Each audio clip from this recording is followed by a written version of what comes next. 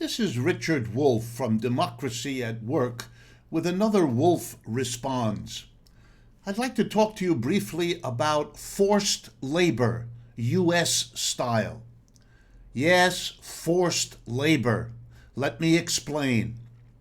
As of Saturday, June 12th, one half of the 50 states in the United States, 25 states, will cease providing the extra $300 a week that was supposed to run until Labor Day of this year, that is September, in order to help people cope with being unemployed at the same time that we have the COVID-19 pandemic.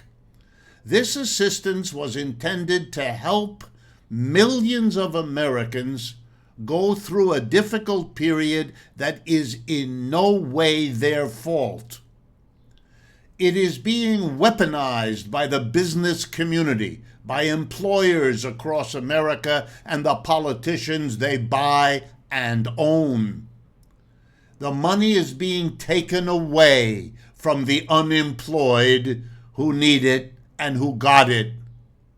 It's being taken away in a shameless maneuver in the hope, which has been made explicit, that they will be so stressed by losing that extra $300 that they will take jobs they wouldn't have taken before at low wages, which is the only part of the story about a labor shortage that has even a smattering of truth about it.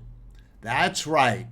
Half the states in this country are going to force people back to work by depriving them of the money they needed to get through a combination of an economic crash and the worst public health disaster in a century in the United States.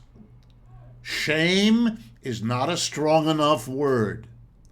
And what has been the reaction of the Democratic Party, of the Biden administration, and unfortunately, of the American labor movement? Nothing. No mass denunciation. No mass rallies called across America. No appeal to the American people. And I have no doubt that a majority of Americans would rally to support that no such forcing of people back to work in a depressed economy still struggling with COVID is anything other than shameful. Most Americans would support continuing the $300 a week, at least until what the law specified, which is that it go through Labor Day of the year 2021. This country likes to scold and criticize others for doing things we call forced labor.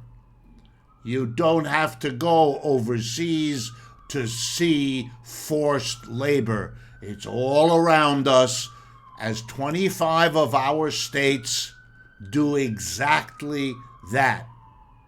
There could be, and there should be, a mass movement which could stop this. Small, mild, lame criticisms won't do. And that's the reality of forced labor, U.S. style. This is Richard Wolff for Democracy at Work.